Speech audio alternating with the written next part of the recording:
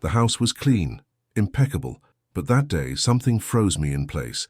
I bent down to pick up a prayer book and noticed, on the upper wall, between the bookshelf and the window, a solitary spider web, glistening in the morning light. My first instinct was to wipe it away, but something stopped me. A voice inside me, one that wasn't mine, whispered, "Look again." That web wasn't just dirt, it was a mirror. And in that silent moment, in the heart of a Parisian winter, I somehow knew that spider had come to deliver a message my inherited faith never dared to answer. But to understand that sign, I would have to lose everything and find Allah on the other side. My name is David El-Koubi. I'm 42 years old and I was born in Lyon, France, into a deeply traditional Jewish family. Since I was a child, I was taught to distrust anything that wasn't written in the Torah or the Talmud. Signs, visions, spiritual experiences outside the synagogue, those were too emotional, my father would say, and I believed that for more than 4 decades, until one day, a simple spiderweb inside my own house challenged me more than any rabbinic argument I'd ever heard. It didn't speak, it didn't move, it just existed, as a reminder coming from a place I didn't yet recognize, but that was starting to awaken inside me. Before I continue my testimony, write in the comments where you're watching from. I want to know how far this story is reaching, because if it found you, maybe it's not by chance. It was the corner where I read my sacred books every morning, a quiet, intimate place where I thought I was safe, spiritually and intellectually. But that day, the sunlight pouring through the window revealed something unsettling, a fine web, right above the chair where I used to recite my prayers. It bothered me more than it should have. It wasn't just dust, I knew that. I had cleaned that room just days before, and still, it was back, in the exact same place. Why always there? Why did it return even after being removed? And why, for the first time in years, did I feel like that room wasn't at peace?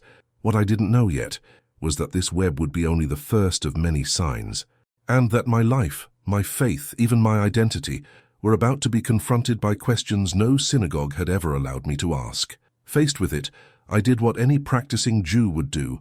I went to seek out a rabbi. I told him about the web, about how it kept appearing in the same place, about the strange unease I could no longer ignore. He listened patiently, then responded bluntly, "It's just dust. Happens in every house. Maybe you're just tired." I tried to accept that answer, but I couldn't, because my heart didn't believe it, and for the first time I realized that the theology I had clung to had no answer for what I was living. I went home with books in hand.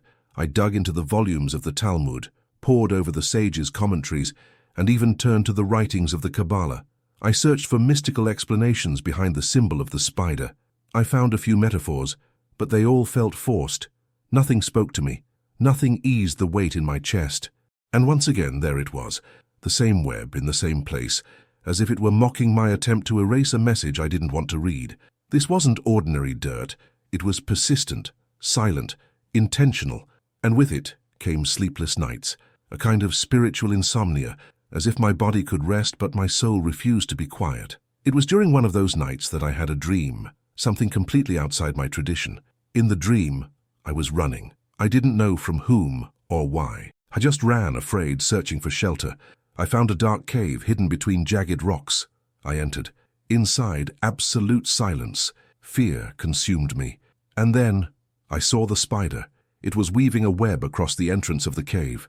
Slow, precise, determined. Moments later, 2 armed men passed by, looked at the entrance and walked away. The web had protected me. I woke up breathless. It wasn't just a dream. It was a calling, a vision my own mind could never have invented. I researched. And then I found it. The story of the Hijrah, when the Prophet Muhammad hid in the cave of Thar, and by the will of Allah, a spider wove a web across the entrance. The pursuers passed by, convinced no one could have gone in. My inner world collapsed. The spider in my dream, and the one in my living room, and were telling the same story. But what was I supposed to do with that revelation? That answer would take time to be born. It started happening in other rooms, not just in the study where I prayed and read. One morning I saw it, a new web, stretched across the top of the main entrance to my apartment, right above the doorway, subtle, fragile, barely visible, but I saw it, and once again, it didn't feel random. I cleaned it, of course, told myself it was just another coincidence, but something in me whispered again, pay attention. It was strange. Every time I tried to dismiss these webs, something else would happen. My sleep became restless. The atmosphere in the house felt heavier. My wife noticed I was distant. I told her it was work, but deep down, I knew it was more than that. Something was happening, and it was not just physical. Then came the turning point. One Friday morning, as I was getting ready to leave the house, I opened the front door and it was there again. The same spot, the same fragile thread of silk floating in the light. But this time, I didn't brush it away. I stood in silence, watching it, asking questions I never dared to ask before. What if this wasn't just nature? What if this was a sign, and what if I'd been missing signs my whole life, simply because they didn't come in the language I expected? That afternoon I remembered something I had read just a few days before, about the Prophet Muhammad and the cave, how a spider was sent by Allah to weave a web across the cave's entrance, shielding the Prophet and his companion from being discovered by their enemies.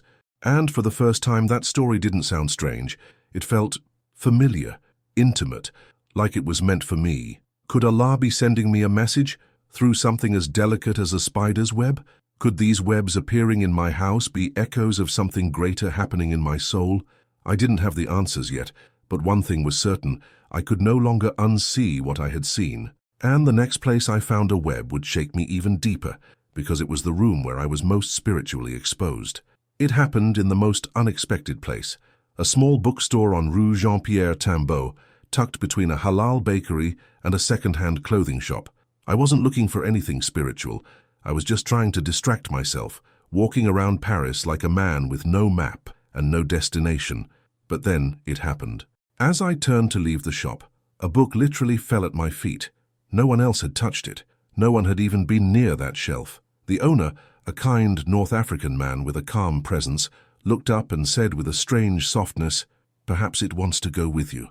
It was the Quran, French translation, beautifully bound, simple cover. I hesitated but picked it up. My hands trembled. I had never opened this book before, not out of hatred, but out of fear. Fear of what it might say, fear of what it might undo. I took it home, left it on the table. For 2 days I didn't touch it until I saw it again. Not just the book, but a spiderweb stretching gently from its top corner to the edge of the table lamp. My breath caught in my throat. That same silent question returned. "What are you afraid of?" I sat down, opened to the beginning, read a few verses. My heart beat faster. It wasn't anger or confusion I felt. It was familiarity. As if something ancient in me had been waiting to hear these words. Then I turned to Surah Al-Ankabut, the spider. Verse 41 struck like lightning. The likeness of those who take protectors other than Allah is that of the spider who builds a house. And indeed, the weakest of houses is the spider's house, if only they knew. I sat in silence, shaken. Was this verse written for me? All my life, I had built houses of logic, tradition, culture, but none of them had weathered the storm of my soul. And now, a spider and a verse had pierced straight through the walls I'd built. I closed the book, not because I was done, but because I knew something inside me had begun. And the next room where the web appeared was the most private, the most intimate, my bedroom. The bedroom is supposed to be a sanctuary, a place of rest, intimacy, and silence, but for me it had become a battlefield. That night, after reading Surah Al-Ankabut, I tried to sleep, but I couldn't. The room felt heavy, not dark but dense, like the air itself was watching me. As I turned off the light, my eyes caught something above the wardrobe, near the corner of the ceiling. Another web. This time, it wasn't subtle. It stretched like a delicate curtain, catching the moonlight from the window. And just like before, I froze. Why the bedroom? Why now? I got up and stood under it. I didn't touch it. I just looked. And a thought hit me, clear as if it had been spoken aloud. "This is where your soul returns every night. What have you allowed to settle here?" I couldn't answer. All I knew was that this room, where I had laid my head for years without ever thinking of God, now felt sacred, exposed, like it had been waiting for me to see it for what it truly was. A place I had neglected spiritually, even though I visited it every single day. In Jewish tradition, we say the Shema before sleep, but I hadn't done that in years. My nighttime routine had become mechanical, scrolling through my phone, answering emails, falling asleep with mental noise instead of peace. I had stopped praying in the one place where my soul was most vulnerable. I sat on the edge of my bed, staring at the web. It didn't move, but something inside me did. For the first time in years, I whispered, "God, if you're showing me something, I'm listening now." I didn't know it yet, but that moment, silent, alone, insignificant to the outside world, was the beginning of a conversation I had been avoiding my whole life. And the next sign would come not in a dream or on a page, but in the place most people never think to look for divine messages: the bathroom. A few days later, I found myself standing in the bathroom, toothbrush in hand, mind wandering as usual. The mirror was slightly fogged from the shower. Everything seemed normal until I looked up and saw it. Another web, thin, clinging to the corner above the sink, right where the ceiling met the tile. At first I wanted to sigh and walk away, but I couldn't, because by now these webs had taken on meaning.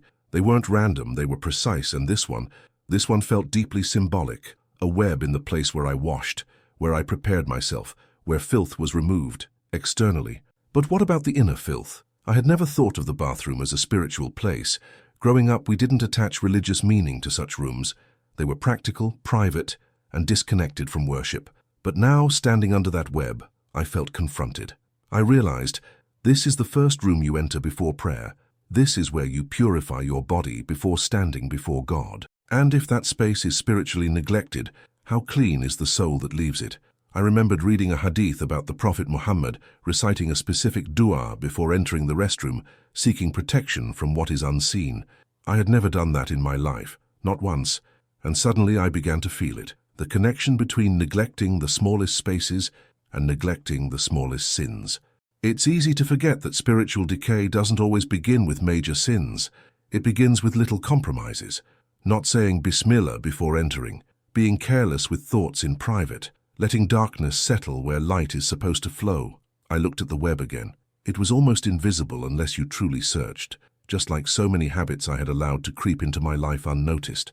I removed it, not just with my hand, but with a sense of purpose. And for the first time I whispered Astaghfirullah in that space, not because I understood everything yet, but because I knew I needed cleansing far beyond the surface. The next day, the final web would appear, in the most sacred space of all, the place where I thought God had abandoned me, but where He had always been waiting. There's something sacred about the space where we pray, even if we don't always realize it. In my home, I had never designated a true prayer space, but there was a spot in the study, a small rug near the bookshelf, where I used to sit and read scripture, especially in moments of doubt. I hadn't been there in weeks. That morning, after removing the web from the bathroom, something pulled me back to that corner. Maybe guilt, maybe longing. But when I stepped into the room, I stopped. There it was, a large, still web stretched across the upper corner above where I had once placed my head in silent reflection. It wasn't just a thread. It was woven, anchored, settled, like it had made a home where I had once reached for God. I stared at it, unable to move. This was supposed to be a space of light, of presence, of connection, but I had left it empty for so long that even a spider had dared to take my place. That realization broke me, not because of superstition, but because of truth, because I knew in that moment the physical web mirrored a spiritual reality. My prayers had become silent. My longing had faded. My soul had stepped away, and the void had been filled by dust. I sat on the floor, legs crossed, staring at the web above me. And then I did something I hadn't done in years. I bowed my head, not in performance, not in ritual, but in surrender. And I whispered, "If you are real, if these signs are truly from you, then I'm here. I'm listening." The room was quiet, but something shifted. I felt a warmth spread through my chest, a softness in my eyes, a calm that didn't come from logic or doctrine. It came from presence. Allah hadn't left, I had, but He waited, silently, through a thread, through a corner, through a web. And in that moment I knew I wasn't following signs anymore. I was being called. The next morning I picked up the Quran again, and for the first time, I didn't read it as a stranger. The next morning the Quran was already open when I entered the room, not because I left it that way, but because my heart had. Something had changed. The fear was gone, the hesitation had melted. For the first time I wasn't approaching the words with suspicion, I was approaching them with thirst. I started from the beginning again, slowly. In the name of Allah, the most merciful, the most compassionate. I paused. That first verse alone undid years of intellectual pride. Mercy. compassion, not wrath, not punishment, not a distant deity demanding performance, but a Lord drawing near with gentleness. I kept reading, and this time I cried. There was one verse that stopped me cold. Surah 2:2. This is the book about which there is no doubt, a guidance for those conscious of Allah. And in that moment I realized I was no longer doubting, not because I had figured it all out, but because I was finally allowing myself to feel what I had silenced for so long. I wasn't yet a Muslim in public. I hadn't said the Shahada out loud, but inwardly, something irreversible had occurred. My soul had whispered it before my lips could. I believed. I believed that Allah was one. I believed that Muhammad was truly his messenger, and I believed that all those webs, all those silent threads, had been him pulling me closer, without force, without fear, just with presence. That day I closed the Quran not because I was done reading, but because I was ready to act. I took a deep breath, washed my hands, stood in the middle of the room, and with trembling voice I said the words aloud to myself, Ashhadu an la ilaha illa Allah, wa ashhadu anna Muhammadan Rasul Allah. I wasn't surrounded by people, no mosque, no camera, no one to witness it, except the one who had witnessed every moment leading up to it. It began alone, in silence, with a tayah in a corner, but now I belonged, and soon I would say those words in public, not as a seeker, but as a believer. The day I said the Shahada publicly, it was raining. Not heavy rain, just enough to make the streets of Paris glisten under the grey sky. I remember thinking, it's as if the city is being washed, and I was too. I had contacted a small mosque not far from my neighborhood. I told them I had questions, but the truth is my heart already knew the answer. When I arrived, they welcomed me like a brother. No pressure, no interrogation, just warm eyes and soft voices. One of the imams guided me gently. We sat on the carpet. I repeated the words I had already said in private, but this time with witnesses, with tears, with peace I had never known. I was now a Muslim, but something strange happened that evening when I returned home. As I entered my apartment, I felt different. The space itself felt lighter. I walked from room to room, no webs. The corners were clear. The air smelled fresh. Even the silence felt different, until I reached the same study where everything began, and there it was. One final web, delicate, floating gently in the space above the bookshelf. But this time I didn't feel disturbed by it. I smiled, because I understood now. This wasn't a sign of neglect anymore. It wasn't a warning. It was a reminder, a mark of the journey. It was the last thread in a divine sequence that had led me here, to this moment, to this path. I didn't remove it. I let it stay, because sometimes Allah uses the smallest things to speak the loudest truths. And this web had carried me from doubt to faith, from tradition to truth, from silence to surrender. I sat beneath it, opened the Quran and recited Surah Al-Fatiha out loud, for the first time, not as a seeker, not as a scholar, not as a Jew trying to make sense of another religion, but as a Muslim finally home. The web didn't move, but something inside me had taken flight. If you had told me a year ago that I would find God through a spider's web, I would have laughed, mocked the idea. But today I know better. I know now that Allah doesn't always speak through thunder or miracles. Sometimes He whispers through corners we've ignored, through silence we're too busy to hear, through a thread hanging above our heads that we're too blind to see. That web was never random. It was a map, a signal, a thread pulling me gently back to the one who never left. And maybe you've seen one too. Maybe in your home, there's a web in a place you thought was clean. Maybe you've walked past it a dozen times without asking, what part of me have I neglected like this? Is it your prayers, your connection with Allah, your spiritual discipline, or simply the intention behind the life you've been living? Let me tell you something I learned the hard way. Your home reflects your soul. Every corner tells a story. And when webs appear again and again in the same spot, it may not just be bad cleaning. It may be Allah telling you, you've forgotten me here. So don't wait for a dream. Don't wait for a breakdown. Don't wait for your faith to collapse like mine did. Start today. Walk through your home. Look into its silence. Ask, where is the dhikr missing? Where have I stopped honoring the light? Then clean, not just with a cloth, but with intention, with remembrance, with tears if they come. Because when Allah is invited back into the corners, the spiders leave. And if this story touched you in any way, don't let it stop here. Share it. Send it to someone whose house feels heavy. Post it in your groups. Forward it to your family, because sometimes a small reminder is all it takes to awaken a sleeping heart.